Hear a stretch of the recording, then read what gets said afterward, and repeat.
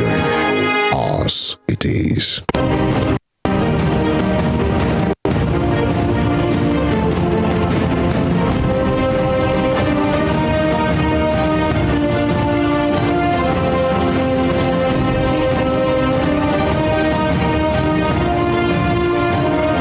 The top stories of the news.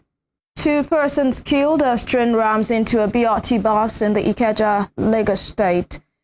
INEC postpones governorship and State House of Assembly elections to March 18th. On the foreign scene, Russia launches 81 missiles at various cities across Ukraine. Good afternoon and welcome to Spring News at 12 on Western Spring Television. My name is Evelyn Ohiola. Now the news and details.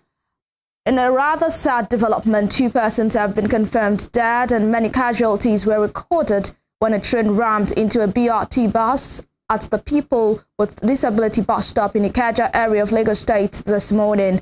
The Lagos State Traffic Management Authority LASTMA spokesman Adebayo Taufik confirms the sad incident in a telephone chat with newsmen.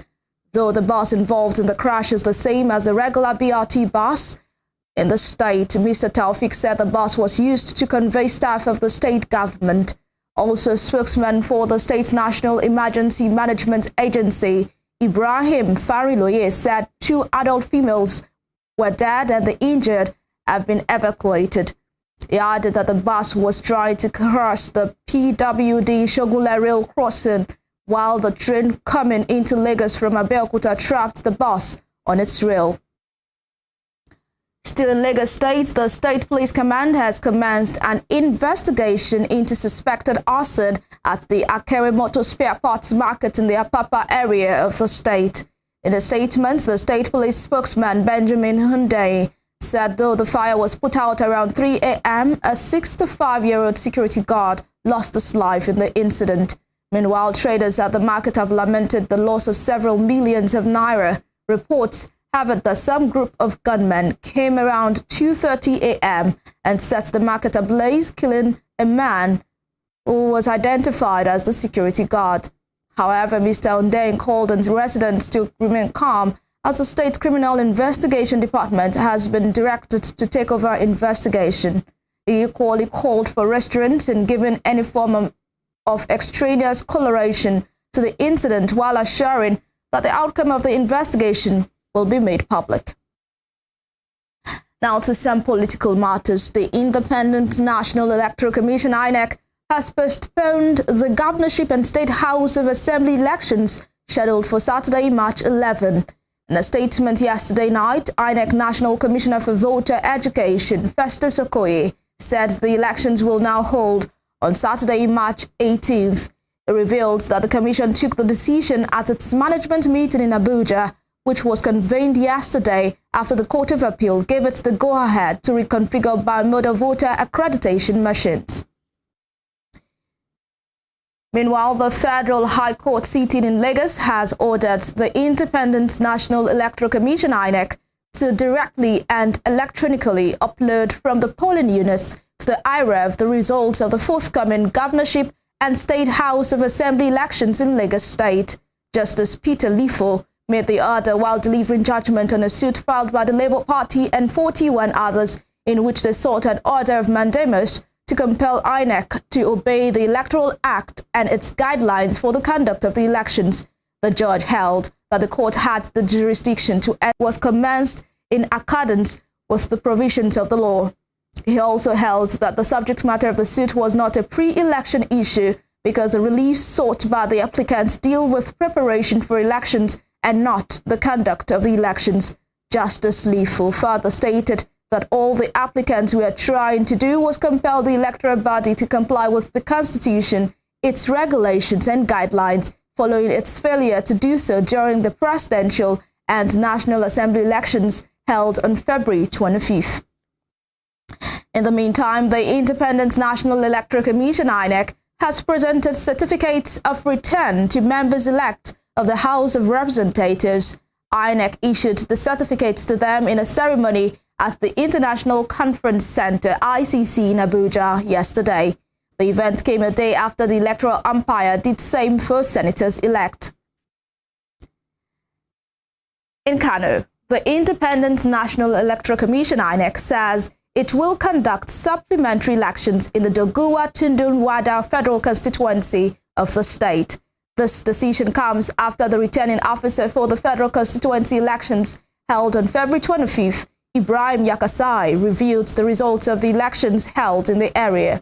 According to Mr. Yakasai, the commission, in compliance with the provisions of the Electoral Act, had reviewed the initial results announced by him under alleged duress.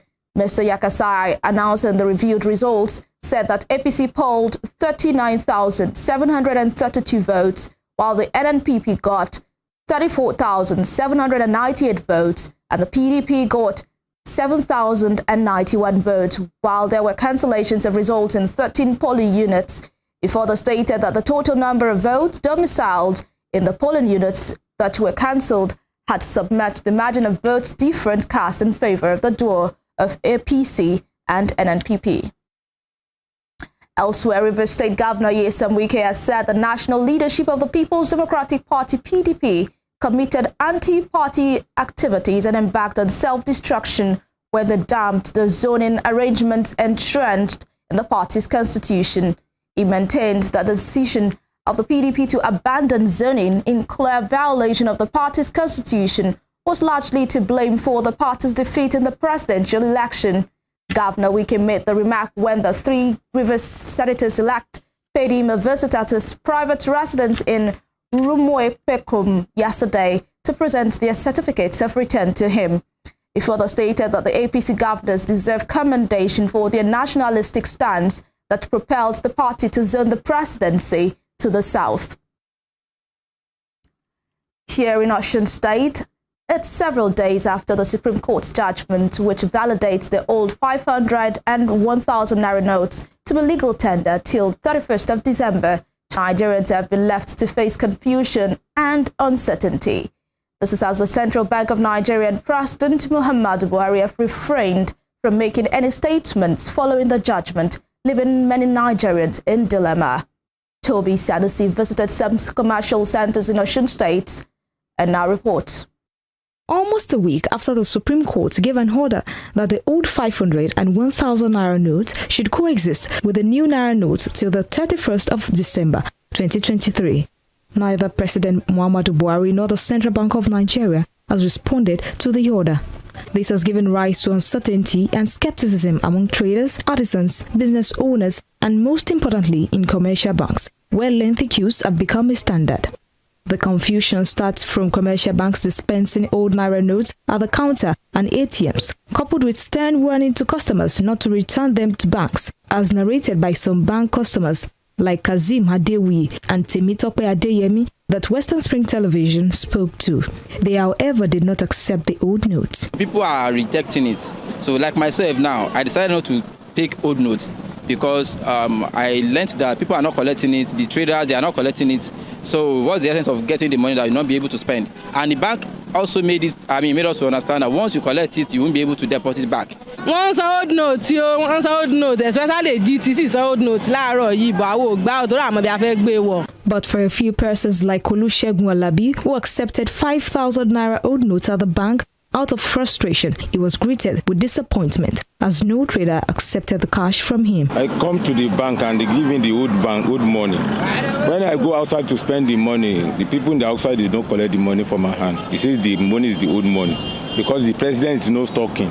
And if the CBN governor says he's not talking, but because of the frustration, I collect the 5,000 naira. The situation is not different at various marketplaces where most traders like Adebanke Razak and Abiodun Omolade reject the old naira notes from buyers, except for a few traders like Mrs. Rijogunola, who narrate our ordeal after accepting old naira notes.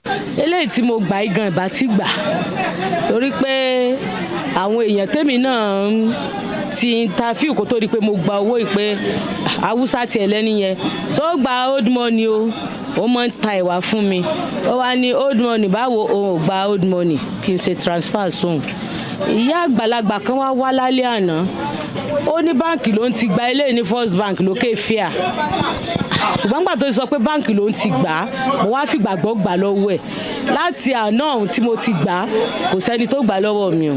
Considering one of the focus of the Naira redesign policy, which is curbing vote buying, many Nigerians believe that the spate of cash crunch, which has triggered frustration and anger in many, will subside after the March elections. To clear the uncertainty, many Nigerians have called on the federal government to make a firm statement about the court order and allow for cash flow to ease off frustrations and hardship in the country. tá fẹ́ káwọn ìjọba ṣe lórí ọ̀rọ̀ yìí ni pé kí wọ́n sọ̀rọ̀ sókè especially president wa kó sọ̀rọ̀ sókè tó bá fẹ́ ká máa náwó yìí lọ ni kó jẹ́ ká máa ná lọ tí wọ́n bá fẹ́ ká ná at least kí wọ́n print enough money tó máa tó wa at least owó wa ni àtọrọ owó lọ́wọ́ anybody wọn á ṣiṣẹ́ fowó wa ni tó bá dẹ̀ fẹ́ ká lo báǹkì wọn kó jẹ́ ká mọ̀ so that kálukú á lè go back home láti prepare ara ẹ̀.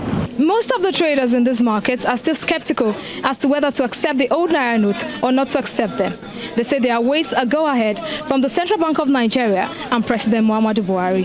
While that is not yet forthcoming, the frustration and hardship witnessed by Nigerians is yet to subside. For Western Spring Television, Toby Sanusi reporting. Meanwhile, civil society organization The Osun Masterminds has commended Osun State Governor Ademola Adeleke for making moves to right the wrongs of salary modulation of the Aregbesola administration within its first 100 days in office. In its State of the State address for March 2023, the group said the action is contributing in no small measure to the welfare of civil servants in the state. At a news conference yesterday, Executive Director of the Osun Masterminds, Professor Wasiu Oyedokun-Ali, also commended Governor Adeleke's remobilization of contractors to the Osogbo-Ilaudu boundary road construction. Professor Oyedokun-Ali, who spoke alongside a leader of the organization, Comrade Wole Oladapo, however, said 100 days after the inception of the current administration, people of the state are still waiting to know the findings of several committees formed to review actions of the immediate past administration. Professor Oyedokun-Ali, who condemned the rise in political killings in the state, called on Governor Adeleke to act with dispatch and nip it in the bud. The Osun Masterminds also urged politicians to ensure they abide by the rules of the game and desist from all forms of actions that can promote violence and negatively affect the integrity of the State House of Assembly polls. It is noteworthy and highly commendable that within his first 100 days in office, he has started righting the wrongs of salary modulation of the Aregbesola administration. We commend the governor for daring to do the right thing despite paucity of funds.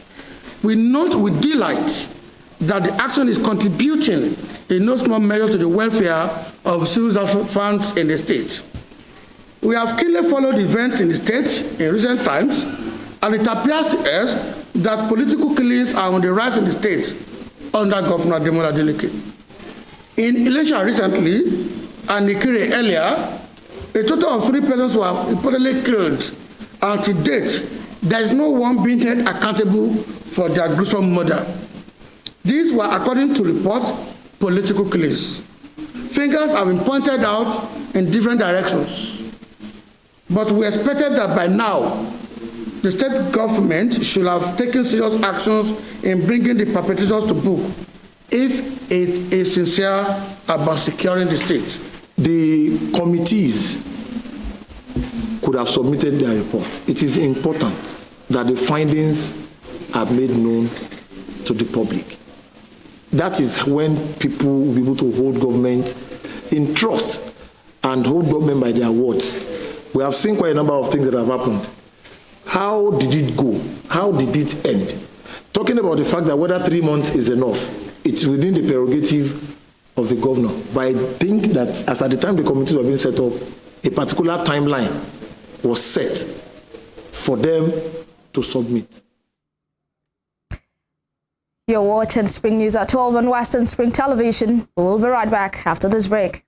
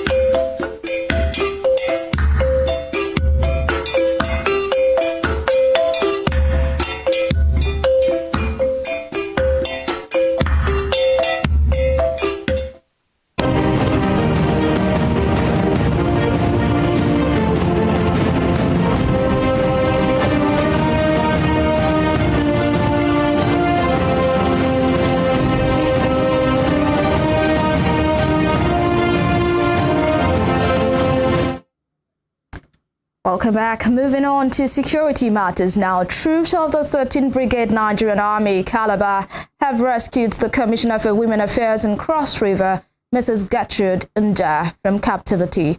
The announcement of a rescue is contained in a statement by Army Public Relations Officer, 13th Brigade, Calabar, Captain Dorcas Aluko yesterday. The Commissioner was kidnapped on February 1st in the Main Avenue area, Calabar South. She disclosed that acting on actionable intelligence on the victim's whereabouts, troops laid a tacit ambush for the kidnappers around Peter Effiong Creek, Mesembe, Jabs. She added that in the ensuing melee, the criminals abandoned the victim into the creeks. In Imo State, the state government has distanced itself from the arrest of the immediate past deputy governor of the state, Gerard Irona. Irona was yesterday arrested in Owerri by the operatives of the State Police Command. Hours after his arrest, the ex-deputy governor's spokesperson and the state chapter of the People's Democratic Party in separate statements claimed that his arrest was masterminded by the state government. But the state government denied the claim, saying that the governor of the state, Hope Uzodinma, doesn't interfere with the affairs of the police.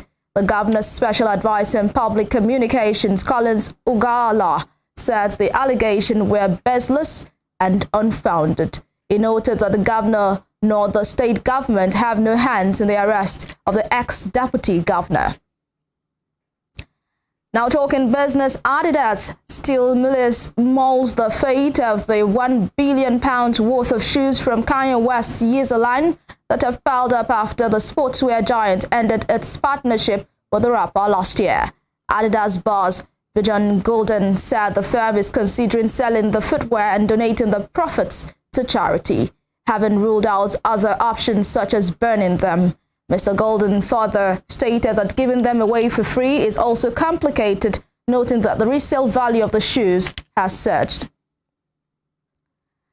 On the foreign scene, Russia has launched missiles at targets across Ukraine from Kharkiv in the north to Odessa in the south and Zhytomyr in the west. Buildings and infrastructure were hit in Kharkiv and Odessa with power blackouts in several areas. There have also been reported attacks on the capital, Kyiv. The electrical power supply at the Russian-controlled Zaporizhia nuclear power plant has also been lost. This comes as bitter fighting continues for the eastern city of Bakhmut. Ukraine's military said Russia fired 81 missiles at cities across the country, with 8 drones involved. It's claimed it successfully shot down 34 cruise missiles and 4 Iranian-made Shade drones. In western Ukraine, Governor Maxim Kostiti has said at least 5 people were killed in Lviv after a rocket hit their home. Georgia's ruling party has said it will pull a controversial draft law in the face of mass protests and widespread international criticism. Recall that thousands of protesters have taken to the streets in Tbilisi in anger as a Russian-style law began its passage through parliament. Under the bill, non-government groups and media would be targeted if they take over 20% of funding from abroad. The main ruling party said it was pulling the bill unconditionally. Georgia has applied for candidate status of the European Union and sought to join NATO. European Union officials had condemned the draft legislation as incompatible with the Union's values. Now let's talk sports. Bayern Munich cruised into the quarterfinals of the Champions League as they condemned Paris Saint-Germain to another last 16 exit.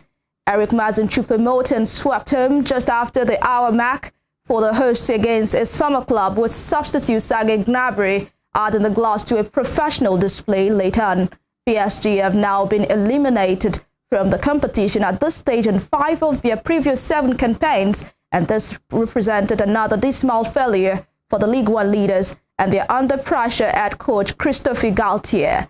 Bayern Munich coach Julian Nagelsmann said the side were the better team in both legs and deserves to be the quarter-final. Yeah, we say that we have to stay a bit more calm in the position in the second half. I think the first half was similar to the second half in Paris. We kind of problems with our patience and ball-winning moments. We attack a bit too early with the wingers in the first half, and then space getting bigger and bigger, and it's not that easy to defend because when they play on the wing, PSG always they try to make some quick movements with the first touch into the middle, and then when you're a bit too late in attacking mode, then there's a space you cannot close as fast as possible. It's not that easy. In the second half, we stay a bit deeper. We have better ball possession. We had big space in the first half as well, but in the second half we have a better control in ball possession. We have a quicker ball movement. We try to attack a bit more the deep space behind the defense line. I think it was more dangerous for Paris to defend these situations. And then the game went on. We had the lead and we could score, I think, with some counterattacks a bit earlier, that second or third goal. But at the end, when we talk about both games, I think we were the better team, and it's well deserved that we go to the next round. Tottenham head coach Antonio Conte says he will discuss his future with the club at the end of the season. Conte, speaking about the game and their hopes of lifting a trophy this season, and he admits his team do not have the foundation to win. Conte disclosed this in a post-match interview after his team was knocked out of the Champions League by Serie A holders AC Milan. Tottenham were dumped out of the Champions League by AC Milan 1-0 on aggregate after a goalless draw in the second leg of the last 16 tie. Antonio Conte's Tottenham contract expires at the end of season, with club having option to extend deal by another year. I have a contract. I have a contract with Tottenham, and then Tottenham know very well that which is my thoughts. And at the end of the season, and then we'll meet, and then we'll make a decision. Before we end the news, here is a recap of our stories. 2 persons have been confirmed dead and many casualties were recorded when a train rammed into a BRT bus at the People with Disability bus stop in Ikeja area of Lagos State this morning. The Independent National Electoral Commission, INEC, has postponed the governorship and State House of Assembly elections scheduled for Saturday, March 11 to March 18th. On the foreign scene, Russia has launched missiles at targets across Ukraine, from Kharkiv in the north to Odessa in the south and Zhytomyr in the west. You can follow us on our social media handles on Facebook, Instagram and Twitter at Western Spring Television. You can also watch us live on our YouTube channel at Western Spring Television. That ends Spring News at 12. I am Evelyn Ohiole. Many thanks for watching.